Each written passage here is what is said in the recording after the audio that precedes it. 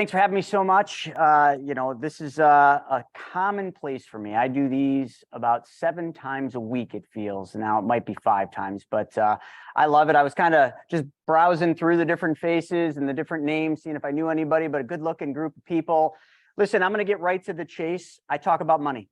So if that's not a topic you want to hear about, you can just mute me, go make lunch, do something outside. But that's what I talk about. And I've been doing this for almost 20 years now. And I like to think I'm pretty good about it. And in 30 minutes, I can give you a whole bunch of golden nuggets, which I intend to do. But we gotta break the ice. I hear this is a bit of a quiet group, and you know what? That can't happen. So what I'm going to be doing is asking a lot of questions, engaging you. So get really used to that button here in your keyboard, because I'm going to want you engaged in this. And if you're not, I will call you out. Now, you may or may not like that, but hey, that's how you learn. And the questions you have are the questions everybody else has. So let's have a lot of fun with this, because I plan to show you a lot. But the first thing, let's do this. Let's laugh. I can teach you all sorts of stuff about money, but laughter and joy and all of that is so vitally important. So I'm going to open up with a video that I did, and there's a hidden message in here, but let's just see if you guys have the ability to laugh. I know you've heard me say this a whole bunch of times, but you can never hear this too many times. These are some really important things that you need to learn, and not just learn, you need to apply these in your life. No one else is going to teach you this. You've got to start seeing the big picture. Good fortune's not going to just fall into your lap. I don't know if that's what you think is going to happen, but it isn't going to happen that way. You're going to have to work for it. You're going to have to do what everybody else is unwilling to do. You're going to have to grab it by its you-know-what. You get what I'm talking about. You can learn from the wealthy just like I had to, but I'm going to save you a lot of time, because I've put years and years into this, and I've failed enough times where you don't have to fail. You just got to listen to me. Are you paying attention? There's a specific reason the rich keep getting richer. They know something that you and I don't know, and that's what you need to know. Do you know what I mean? Scouty, are you listening to me? I'm going to take that as a yes. Now, get up and go get us a beer. Good one. Good cut. Just fine. That is not right. I love his orange hair. She's drunk now, too. Look at her. It looks great on camera. If you mess up your lines, Kyle will just tell you them. You practice all night for this. It's your time to shine. You can do it. I believe in you. He's a classic. All right, good. You guys got a sense of humor. I like it.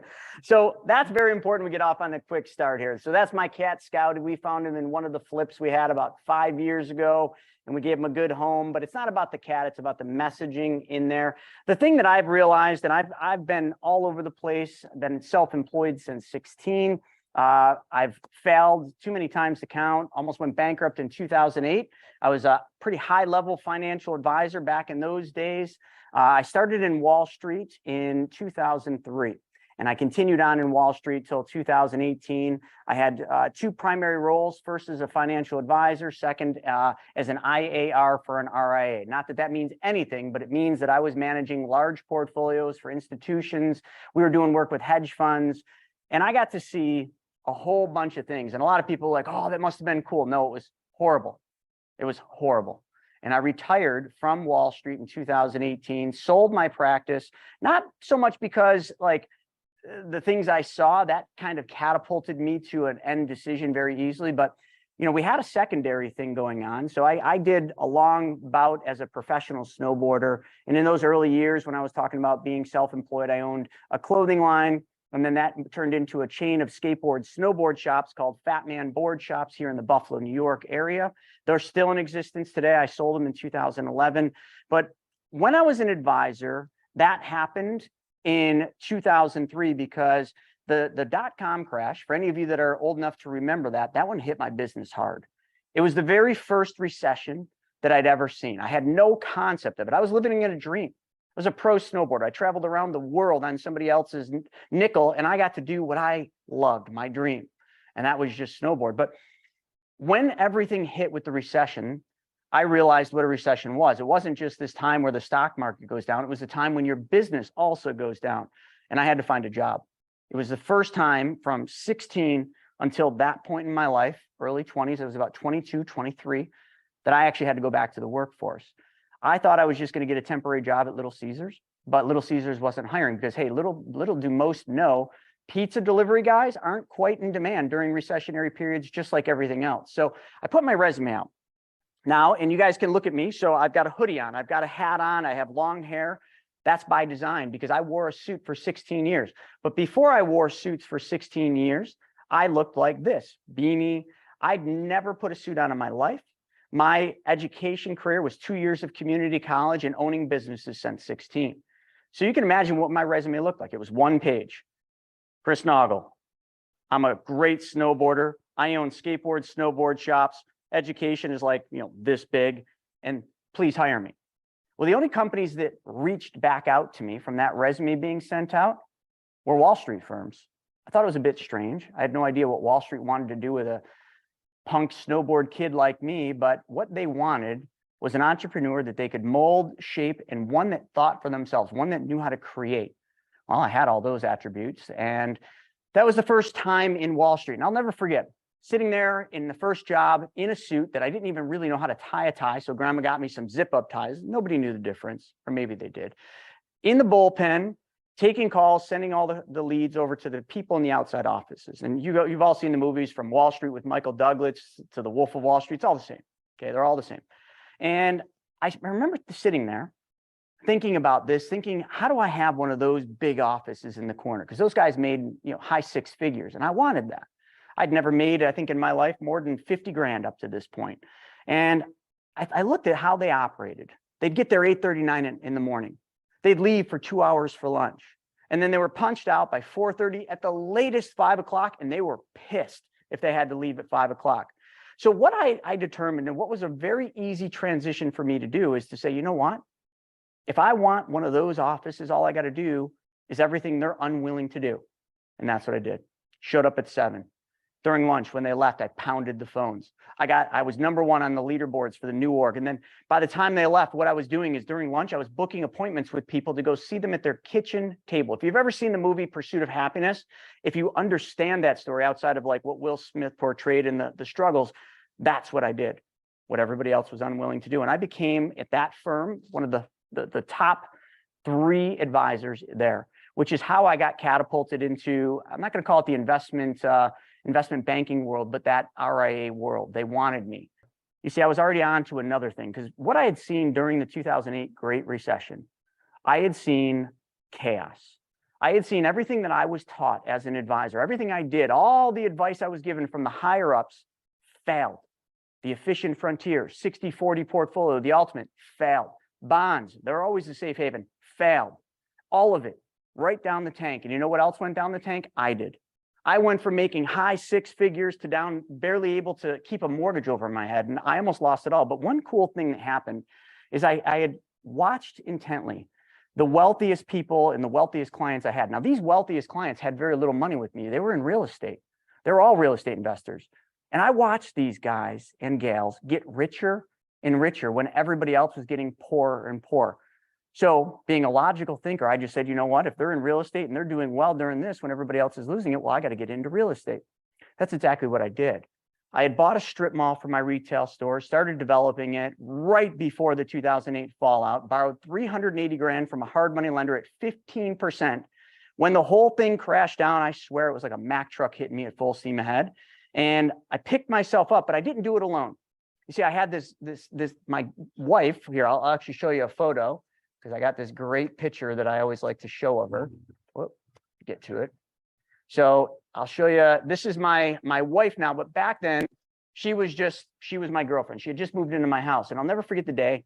It was late at night. I'd come home from the office. I was beat up. I was nervous. I was going to go bankrupt. I didn't know how to tell her. I never told her anything that was really going on and how bad things were, but I sat her down and I said, sweetie, I need your help. I need your help paying the mortgage. I need your help paying the utilities. And that bedroom down the hall, I got to move my friend Pete into that. And I know you're not going to like this, but you know Jess, right? Jessica, she's going to rent the bedroom upstairs. Because if I don't do this, I'm going to go bankrupt and I'm going to lose it all. Now, she could have just walked out the door. She truly could have. but she didn't. And, you know, since then we've been married, I think 15 years. Gosh, I should know that. We got our first little girl. She's 2.5 years old, but like that was then. But what I found is after that, I dove deep into real estate. 9 to 14, I bought a bunch of real estate, and I got up to 36 doors. Was doing well as a young guy. I was still in the advisory world. I was still snowboarding. I'd sold off the strip mall in 14. I had sold off the business in 10. And I was pretty focused on just real estate. But then the 37th door proposed itself. I found a property. It was a great one. I brought it to the same bank that had lent me all the money, had got me out of that hard money loan with the strip mall, like my savior, First Niagara Bank. And that 37th deal, when I brought it to him, he came back to me. His name was Greg, the loan officer. He came back and he said, Chris, we can't give you the mortgage on this. He said, well, why, Greg? It makes sense. Like I did the numbers. Here's the pro formas. Here's everything. He said, no. He said, essentially, you don't fit in a little square box anymore. Your debt to income ratio with this property, and even the last one, we pushed that one through, puts you outside of the bank's comfort zone. So now I'm an outsider to the bank. Now I don't fit their profile. And what they did, don't think for a second a bank can't do this. What they did next is they froze my 2 lines of credit that I desperately needed to renovate the units that I had. When they froze those lines of credit, it was the most vicious spiral down that I'd ever been in. Me and my wife, now back then she was my fiance, we'd bought our dream house, 171 Radcliffe. I no longer couldn't support the house. I couldn't stabilize it. I had multiple Audis. I couldn't support those. You see, I had money before, then I lost it all in 08. Now I had money again, and here I am losing it all again for nothing that I did, but actually it was lack of knowledge. And here I was now losing it all again. I felt like such a failure. I literally felt like everything in my life was crumbling. Everything in my life was literally just falling apart. And then I got in the mail a postcard. And then this postcard, it said, come to this real estate seminar, kind of just much like here, but back then they were live. Come to this seminar and we'll teach you how to flip houses. Now, I had just lost it all in real estate, the second time losing it all. But when you flip the postcard around, it said, come to this seminar, we'll give you a free iPod shuffle. So I had nothing to lose, but I had an iPod shuffle to gain, and I went. Now, this was a pivotal point. I was at a low point, literally like verge of depression, just losing everything. Again, Larissa had moved out.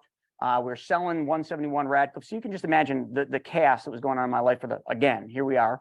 And Greg and Mike get on stage. Greg's an incredibly wealthy man. He owns a custodian. He owns lots of funds and all sorts of stuff. But, you know, he's done in the billions of real estate. And he gets up there with Mike. And Mike had a show on A&E, which is where the idea for my show came and where the catapult for our show, Risky Builders, came.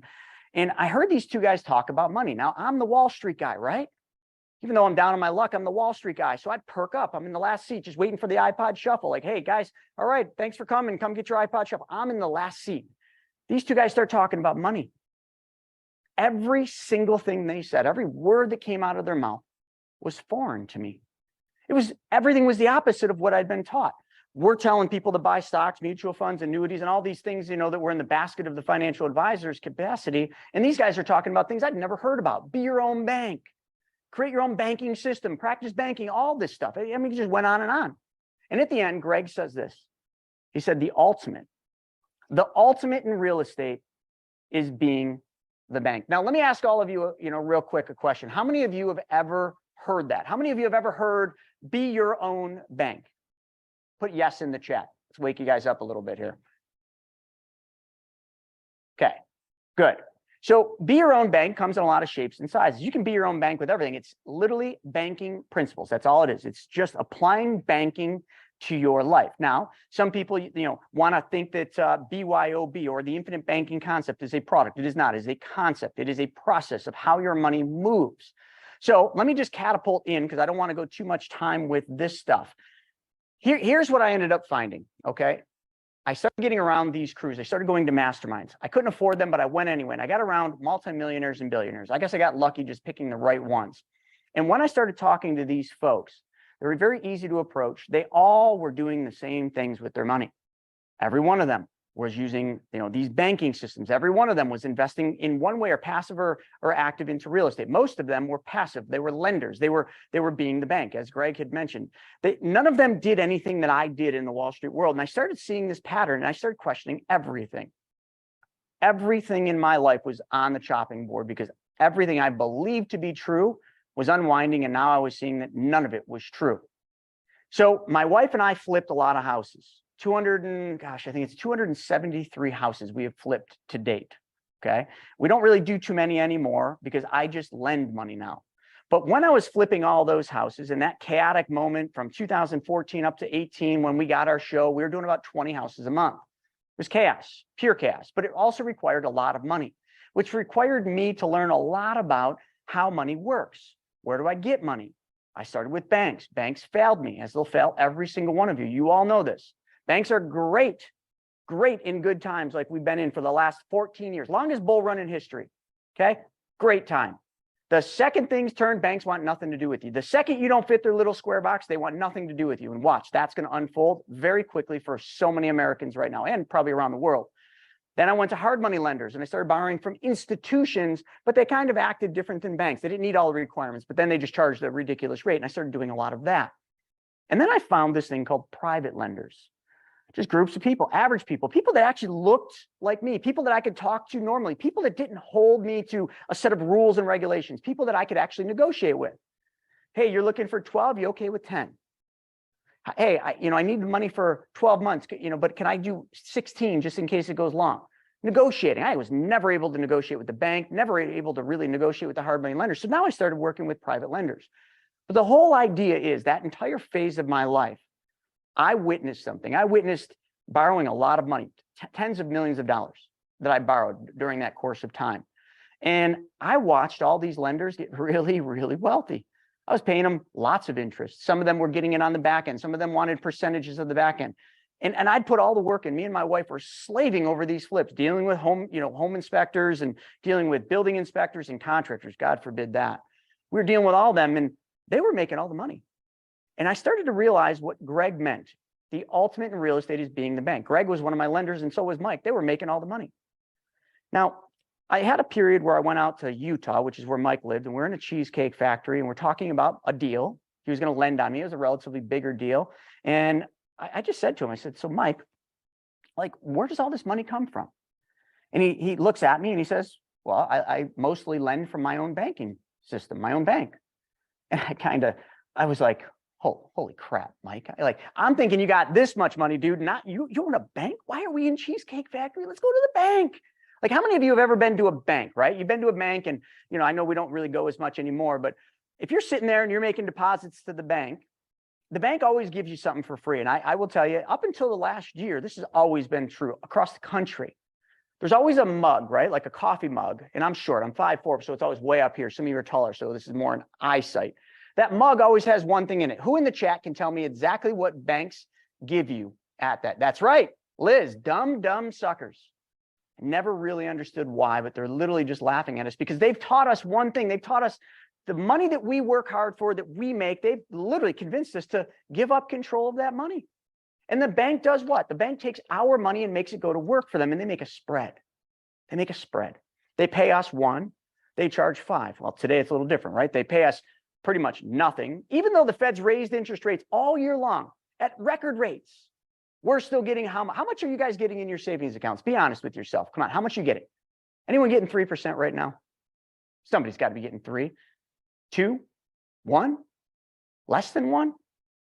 Isn't that funny?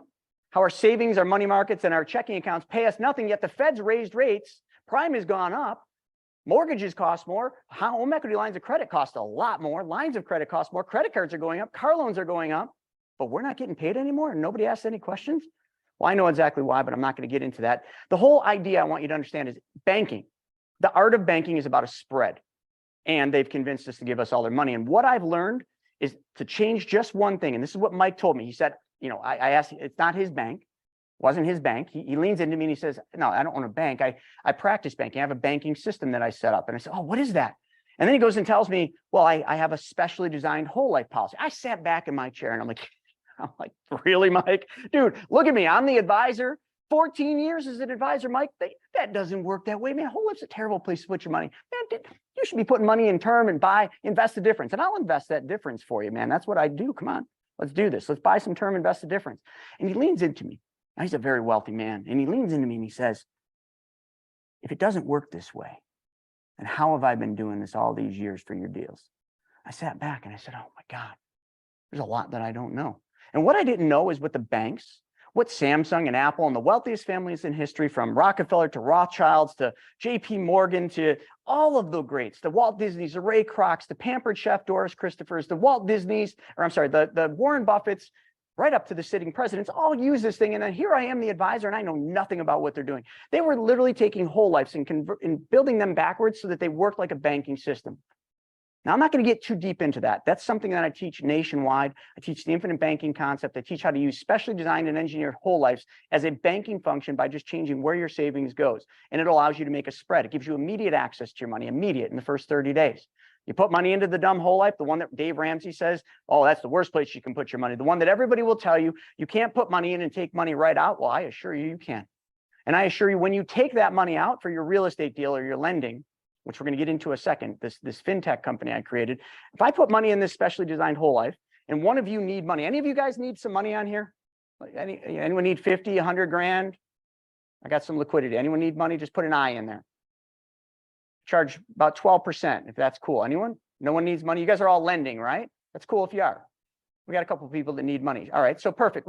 So as the people that need money are coming in, I want the rest of you that have money, I want you to just put a dollar sign in the chat, right? So we got two types of people. All the I's or the me's that are coming in, those are people that need money to make money. That was me for most of this real estate career. I needed money to make money. Now, the rest of the people that have money, let's put a dollar sign up there. There's only one so far, really? None of you have any money? There's definitely lenders on here. I know that for a fact. But Catherine's the only one that wants to say she's got money, that she wants to do it. So there's two problems out there, right? There's people that have money, and their problem, every one of them, is they want to make more of that. You know how I know that? Because every wealthy individual, from multimillionaires to billionaires, and myself included, I got a lot of money, and I want to make more. And Catherine wants to make more, and Jeremy wants to make more, and Jamie wants to make more, because that's what we want. But then on the other side, there's a lot of people that need money to make money.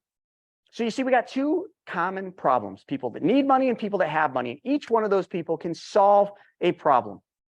Now, you see, I went right past the infinite banking concept, because the infinite banking concept only works if you've got somewhere for your money to go. So for all these people that said they have money, you got to have these other people that need money in order to do what a bank does, because banks don't just take our money and put it in the safe anymore and say, oh, we're going to hold this money really safe and sound. See that vault back there? We're going to have a little box with your name on it, and that's where we're going to keep your money. Hell no, they don't do that.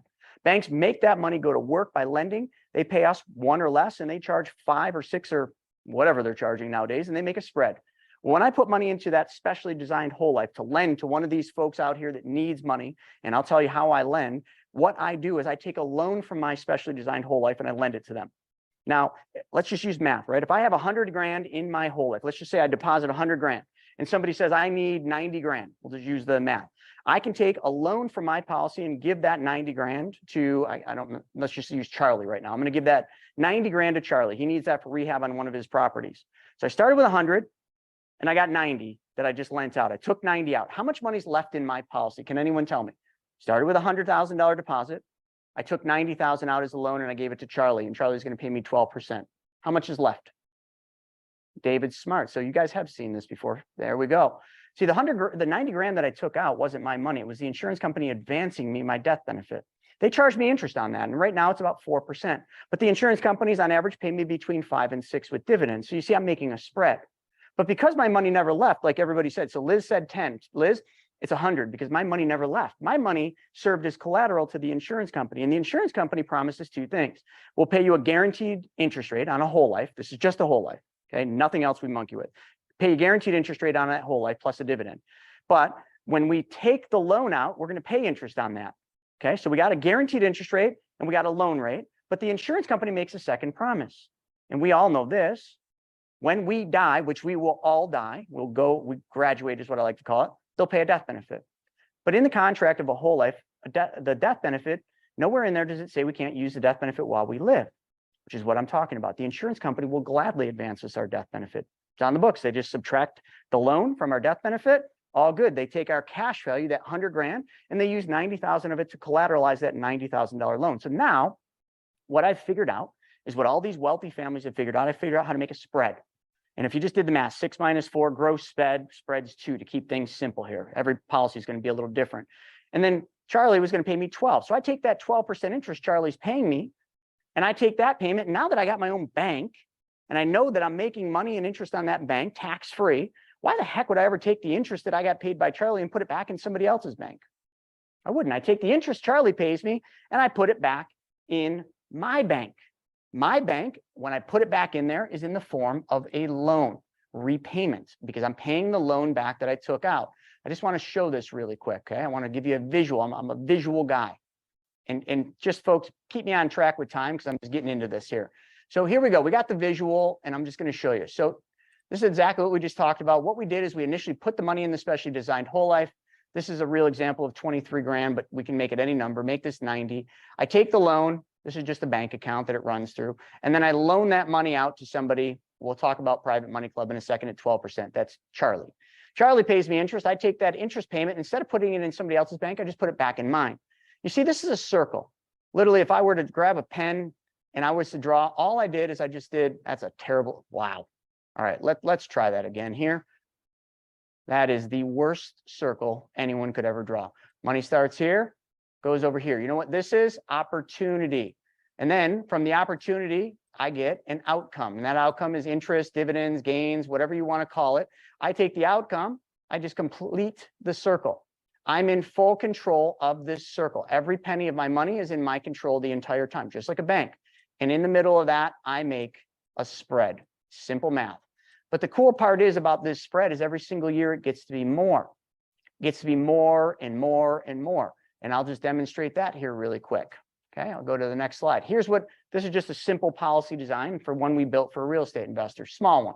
You put 50 grand in, and in the first year, he deposited $58.95 in premium deposits. So he put $55,895 in. In the first year, or any time in the first year, he had between 48 and 51,000 available. So remember that other example where if I put the 100 in, I take the 90 out. Well, he could do that. He puts 55 in. Let's say he takes 51 out and gives it to Charlie. Charlie pays him 12%. He's still making interest on $55,895. Charlie's paying him 12%. He pays that back to his bank, and every month he's got whatever that interest payment is available to him to redeploy again. Next year, he deposits $58.95, $491 a month. This is a real example. His name's Kevin. That year, because of uninterrupted compound interest, because his 100 grand never stopped earning interest, that year he makes $71.41. These are real numbers right off of an illustration. Okay, puts $58.95 in, makes $71.90 or 41. That's a $1,200 difference. That's how much interest in net he made. That's net of cost of insurance. That's net of the $50 policy service fee. Net, net, net. I can't show you any other numbers. That's a 21% cash on cash return.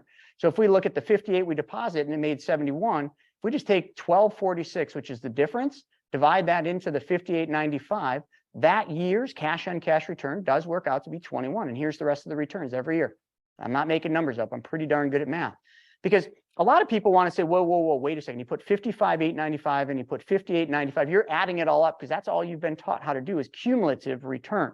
Cumulative return means nothing if you're putting money in and redeploying that money somewhere else, like I showed you in that last example. Remember, if I put it in and I redeploy it, the only return we care about is the return on our money that year. All right, so now I'm going to stop share, and I want to kind of bring you full circle here. I don't want to just talk about the infinite banking concept, but that's what I learned a long time ago, and that's exactly what I've practiced the entire time. And this is where all my money is today. I have 9 policies. You know, it all runs through trust, the complex trust structure. We're not going to get into that, but I lend money. But see, now let's come back to what we talked about earlier in that little demonstration. There's 2 types of people out there, right? I just demonstrated. There's people with money, their goal, want to make more. And then there's people that need money, their goal, to make more money. It's a very simple concept. Well, doesn't that seem a lot like a dating site? You see, some of you might not like me for saying this. Back in my snowboard years, I was always single. Before I met Larissa, I was a single guy. You know, I was traveling all over the world. And dating sites were fun for me because if I was going to be somewhere else in another state, well, I could use a dating site to find someone to hang out at one of the snowboard functions, or maybe the snowboard rider polls or something. I just wanted a date to hang out with. So I got to know how dating sites work. 2 parties, they had profiles, everything explained exactly what they were looking for. And in the middle, community, you just chatted, and then, hey, you went out and you did a date, and, you know, whatever, simple concept. That's evolved into Tinder with swipe left, swipe right. I got thinking about this because I've been on both sides, had money or needed money and then had money. And when I had money, I thought it'd be simple. You just go to RIAs, you just go online, you can find all sorts of people to lend money to. But what I found is nobody knows how to be a really good borrower. So one thing I did back many, many, many years ago, I wrote my first book, The Private Money Guide. All of you can get this. And this was to teach people solutions to finding money, where to go and how to ask, how to be a good lender and how to be a good borrower. So the book was. So then I got this idea that, hey, listen, I want to start lending to good borrowers. So I taught them how to be a good borrower. And then once I taught them how to be a good borrower, I started having lots of good experiences. I knew what to look for. I knew how to underwrite deals. I knew how to have them present deals. And I had a lot of success moving money. My friends took note to this and they're like, hey, Chris, can I jump in on one of those deals one of these days? Or if you get one you can't fund, can I do it? So I came up with a bunch of Post-it notes on my desk. And those Post-it notes had a name, a phone number, and a dollar amount the person wanted to lend. And I started helping them get into deals. I took nothing from the deals at all, nothing. I just helped them because, hey, what is one of the most important things in life? Help other people get what they want. Zig Ziglar said it best. To help enough people get what they want, you guys can put it in there, get what you want. I've always understood that, or at least in the later years. So we got a dating site Makeup here, but that didn't exist. I looked.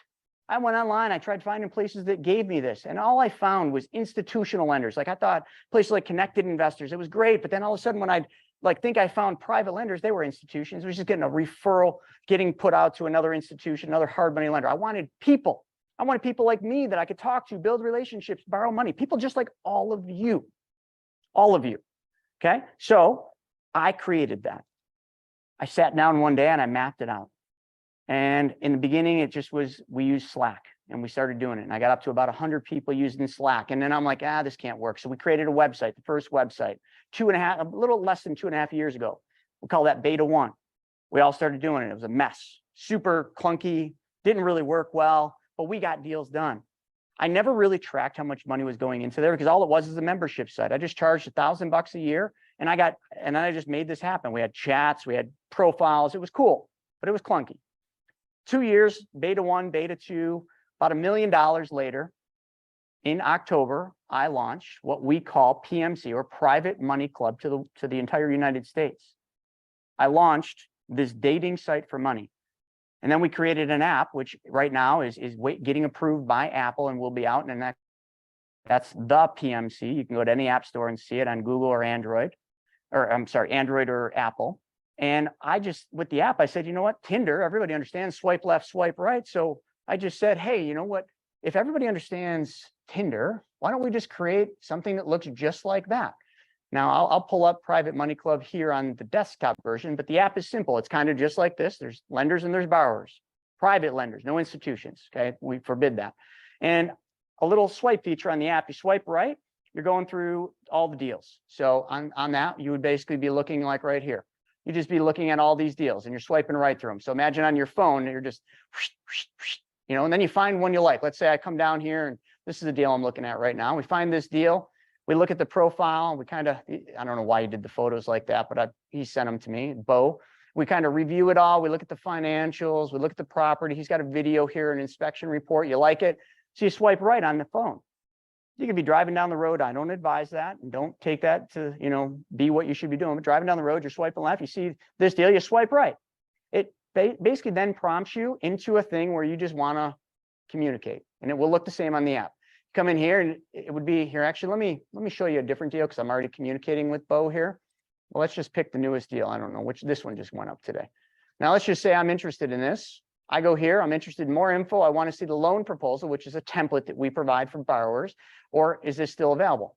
I click one of those, it populates it, and I just hit send. Simple, just like everything you've already used to. And then that would send him a message. I'm not going to do that because I'm not looking at this deal yet, although that's a good one. 12 duplexes for $1 million. I haven't penciled it, but probably not a bad deal. And then that notifies them and boom. Now, if I'm a borrower and I've got one of these deals and I want to use the app, okay, great. I just go to lenders. So I just go up here, find people. I want to be I want to look for lenders that, you know, I need $250,000. I click boom. Okay, so here's all my lenders. I got to like that guy, he's new. This guy's new, but I don't know. I find all these lenders. Now I just start communicating. If they decide they want to talk to me, because I got to first get their approval to actually connect with me. But I've then got all my people in my network. I'm just looking at new people. So then I can just then go into the app and I can just swipe right or left and right through them. I swipe left through them. I see, let's just pick on Troy Hoffman. I see Troy Hoffman, I swipe right. It notifies Troy Hoffman, hey, I got a deal, I want to connect. Troy, if he's interested, says, all right, sure, send me the deal. Or, hey, I saw your deal, or blah, blah, blah. It's a dating site, folks. I couldn't believe when I came out with this and trademarked this and spent almost $1 million in development, couldn't believe somebody hadn't done this yet. Because there's nothing complicated about two different parties coming together. It's a dating site for money. And all it is we just charge a membership for it. I mean, there's all sorts of things. You want to just quick glance at, all right, if Chris charges 12%, I need 150 grand, and he's going to lend me 150 grand for 12 months. Well, let's see. Well, Chris's car payment's covered. Well, part of it anyway.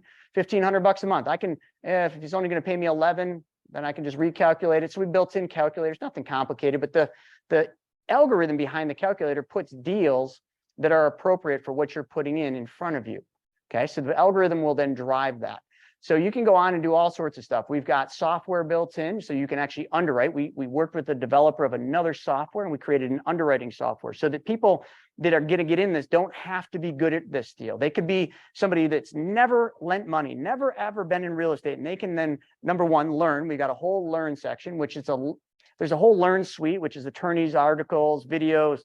But the way I like to learn, and I don't know about all of you, but tell me this, the way I like to learn is I like to learn as I do. I hate just sitting down and in front of a textbook and going through the whole thing like I have to do with the Series 7 in investments. You go through this whole giant book, you learn, and then all of a sudden, you got to start applying this knowledge, you forget it all, you go back to the book. How I like to learn is when I'm ready to do something. So there's a platform in here, like almost a dashboard that lenders and borrowers can use. It's built right now for borrowers, where every step that you would need to do a real estate lending or borrowing deal is outlined, best practices. And then after that are white papers from very good real estate attorneys, like some of the best, Drossi out in California is one of the main contributors. They got articles that basically tell you what each one of those steps is, and then videos, short little videos on the fly. You just click it, hot button it, and it'll pop up a video showing you what that step is. So you're never not in the know. When you get to a step, you're like, oh, what is a note? Great, boom, pops up a video, maybe shows a sample of a note, tells you and directs you, hey, check out the sponsor page in Private Money Club. We got a bunch of attorneys in there that can provide you a sample note or design your note or get a mortgage or facilitate the escrow, whatever it is. All that stuff's being developed into it. So it's learn on the fly. So there are some restrictions, okay? So here's the restrictions for the site. It is only for non-owner occupied real estate, which I think is okay by all of you, right? You can't come on here and use this to get your primary residence funded or a condo over there on the water for yourself to enjoy. You can't do that. But if you're not going to live there, it's non-owner occupied, and you have an entity, that's the second thing for a borrower, you got to have an entity, then it's game on, okay? After that, the lenders, all you got to do is come on, you got to pass the fact that we call it the breathing test. If you can fog a mirror, we have software that just verifies you're not a robot. And I don't think many robots are paying $1,000 a year to be, in a platform. So we get rid of the riffraff. The free people that are come in, because you can be a free member or a paid member. A free member, think of Amsterdam, the red light district. A free member gets to walk down the street and look at everything through the glass. You cannot go in. Paid members, it's all access. Okay, so that's the difference. Free member, you can go in, browse it, but you cannot communicate, you cannot do deals, you can't do anything basically. You can just see it, and everything's blocked off. But paid members can. And the other thing too that right now we're working on getting in here is, right now this is starting with just real estate, but in the future this will be expanded. So in the future it'll be for cars, maybe business startups, crowdfunding. All those things are all being worked on behind the scenes by our legal team. It's just a lot of legal, because there's 50 states and 50 different freaking rules. So we're getting through that legal mess. That's where a lot of the cost has been in building and developing this. And we're going to be doing that. The other thing we're going to be having is an accredited investor division. And that would be where you can come on and it's going to be maybe even like a completely we might have to do it as a separate entity. So I'll be hiring an IA, an investment advisor, who has the licenses necessary to do this. And we're not going to give any advice. We give zero advice. Okay, this is a dating site. You go on, you do it, you underwrite your deals, you do your due diligence. We provide you the platform. That's it. We don't get in the middle of your deals. We don't tell you what to do. We just give best practices. And eventually we're going to have syndications on here, private funds on here. None of that's on here now, but it's coming to a theater near you. We had to start somewhere, and I'm a visionary. I'm a creator. That's always how I've been. Okay. I don't do well in a conforming type environment. So what I've been doing is really thinking big, because I look at Jeff Bezos and Steve Jobs. I look at Jeff Bezos. He started Amazon selling books online. If he did what he did, selling books online, and now has done what he's done, you know what? I start this using just real estate. Where can I go in the future? So I'm probably over my time, but I do want to give everybody the ability, if you like this, it's privatemoneyclub.com. You can go check it out. You can browse it for free. You can check it out for free. You can go to my YouTube channel at the Chris Naugle. I've got tons of videos that you guys can watch on the infinite banking concept, hundreds of videos, and they're all very entertaining to watch. I tend to be pretty fun and open when I'm talking, but the Private Money Club, yes, it is available. And actually, as soon as Apple approves it, we haven't launched the Android one, but once Apple approves it, we'll launch both at the same time. I'm getting word it could be as soon as Monday, but it might be Friday. You know how these tech companies work. So there we go. That was an awesome presentation, Chris. Thank you so much for everything. I see there was like a question in the chat. I know John had put in there, is it suitable for RE equity capital raise? So you mean like you're raising money for a bigger deal, kind of like that one that was $1 million? Is that what you mean? I don't really know what you mean by real estate equity capital raises. If it's like you're raising money for your deal, for syndications, I just mentioned that's coming. Okay. So if you're doing syndication deals, that's considered an investment by SEC standards. So there's a different rules. We need an IA and a bunch of state regulatory stuff, which is coming. But for right now, if it's your deal and you're just raising, you can put it on there. A lot of the deals, we have one developer who develops real estate and apartment buildings in Colorado and Atlanta. He's raised almost $20 million. I think it's like $19 million so far through Private Money Club. So yeah, 506B coming to it. It's coming, John. It's just not here yet because that's a actual investment by SEC standards. You had to get, that Reg D, you had to get it all, basically kind of through the SEC side. So we're getting there. We're just not there quite yet. Let's see. Just trying to read some of these other ones. I don't want to go over my time. So Tammy, please cut me off the second we're done. Single family residence under contract, and you go to PMC for the money. Correct. It doesn't have to be single family residence. It can be, those what was it, 12? I'm just looking at that one that just got posted. 12 duplexes. It could be 100-unit event apartment complex. It could be a ground up development that you're doing, like that big developer I just mentioned. It could be anything.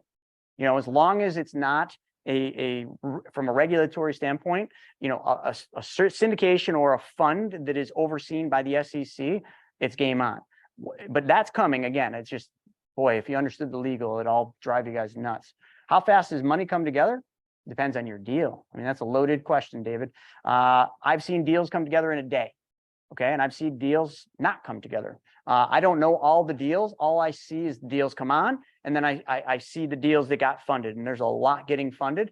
And then sometimes it's weird. Sometimes deals come up on there and they never get funded. And we've got a whole team, a community relations manager, and her job is to go on and figure out, okay, if a deal doesn't get funded, and a lot of times the members will kind of notify us, hey, am I doing something wrong? We'll go in and we'll give them best practices. Yeah, you don't have any information. You don't have a photo up of yourself. You have one picture of your deal. Like, you're not giving any information. You didn't attach any documents. Like, lenders don't want to work. Don't make us work. Give us everything and then let us go through the buffet and pick what we want. That's how you're going to get funded. And if you're a good operator and you build a relationship, it's all relationships, then you're going to get funded very quickly. Are there any other fees involved? It's right now, and I think we might have just raised the price to $14.97. So the final resting price for Private Money Club is going to be $14.97 a year. No, we don't charge anything else. $14.97 a year. I know right now for Black Friday, we've got a coupon for $9.97. So just ask if you're interested, and they'll give you the coupon to get you $1,000. And if you lock in at $1,000, the $9.97 a year, we guarantee you 3 years of membership at $9.97. And then lots of future rollouts will happen between then. I think I got them all. Oh, one more, sorry. Yeah. Liz, we do not vet lenders on the app or website. If they're a paying member, we just make sure that they're a real person. Okay, we look at their profiles. Every profile goes through an overview, and there's a software we use to verify that they're not a robot. But no, we don't vet lenders or borrowers. Just like a dating site doesn't vet whether you're going to be a good, person on a date or a good husband or wife. That's your responsibility. And we've got software on there to help for that.